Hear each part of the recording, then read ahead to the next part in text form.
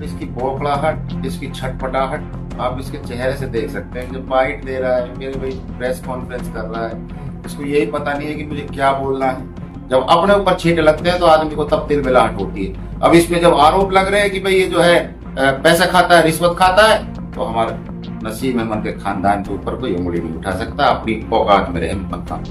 और जिस भी कुचड़खाने की इसने आवाज उठाई विधानसभा में, वो दोहा की बंद पड़ी हुई फैक्ट्री है, जो कि कई सालों से बंद थी। इसीलिए तो मैंने बार बार कह रहा हूं कि ये मुद्दे सिर्फ अपने हित के लिए उठाता है, जनहित के नहीं उठाता। और दूसरी बात, चाहे रोड की बात हो, शिक्षा की बात हो, विवाद कैडर की बात हो, हर चीज का मुद्दा हमने उठाया और उसको करवाने का काम किया है। हम तो 5 बार रह लिया, हमें तो कभी घमंड नहीं आया जितना इसको 2 बार पढ़ने के बाद ही घमंड आ गया। अरे 2 बार तो मैं भी रह लिया अब तक। लेकिन इतना घमंड और इतना अहंकार ठीक नहीं है। जनता ने किस मुद्दे पे वोट दिया है वो आपको पता है, वो पे बर्दाश्त नहीं हो रहे। ये लोग छटपटाए पड़े हैं। आप देख सकते हैं, जो ये 263 करोड़ का प्रोजेक्ट है, इसको हमने मंजूर करवाया। मेवात में युवाओं को जो है बेरोजगारी को आज भारतीय जनता पार्टी दूर कर रही है।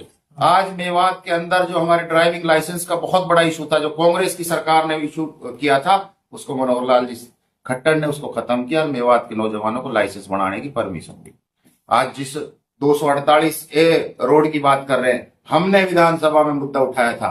आदरणीय राव नरवीर जी उस वक्त मंत्री थे पीडब्ल्यूडी के, मैं विपक्ष का एमएलए था इंडियन नेशनल लोकदल से। मैंने वहां पे मुद्दा उठाया और उस रोड को अगर किसी ने नहीं बनने दिया तो कांग्रेस के लोग हैं जिन्होंने इसको आज तक नहीं बनने दिया।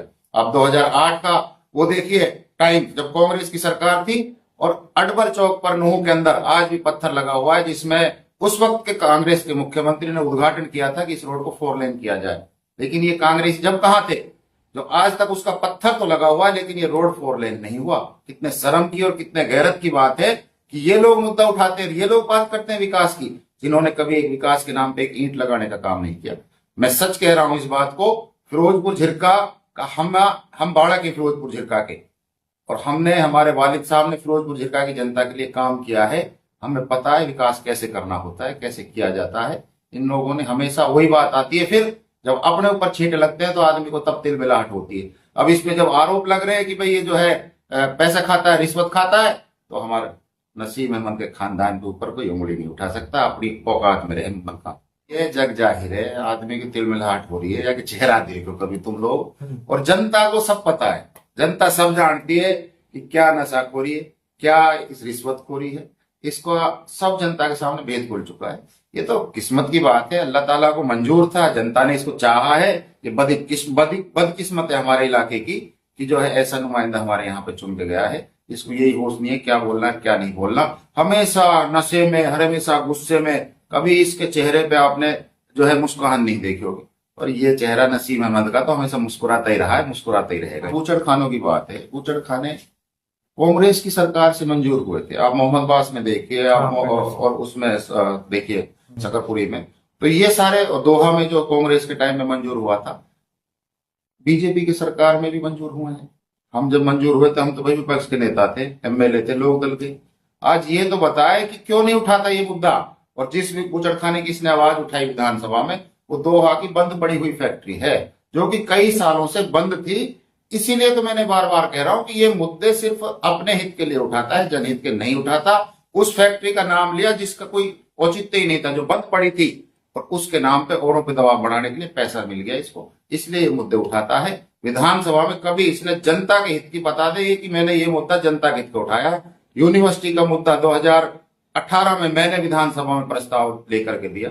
उस वक्त आदरणीय जाकिर हुसैन जी, रईसा खान जी भी यहाँ से विधायक थे, उनके भी सिग्नेचर होकर मेरे पे साइन है, जो विधानसभा के पटल पे है।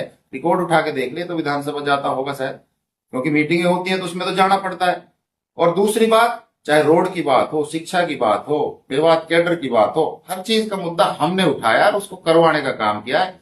आज फिरोजपुर झिरका के जितने भी हॉस्पिटल, फिरोजपुर झिरका का हॉस्पिटल मेरे वालिद साहब ने बनवाया 1982 में, मैंने उसको अपग्रेड करवाया। जब मैं विधायक था, मैंने सरकार से मांग करी, आज उसकी बिल्डिंग और जो है उसको अपग्रेड किया। फिरोजपुर मांडीखेड़ा का जो हॉस्पिटल है उसको अपग्रेड करवाया। गांव में पीएचसी थी, उसको सीएचसी आदरणीय मनोहर लाल जी खट्टर जी ने जब महू में रैली हुई थी उस वक्त घोषणा की थी, आज उसका काम चल रहा है।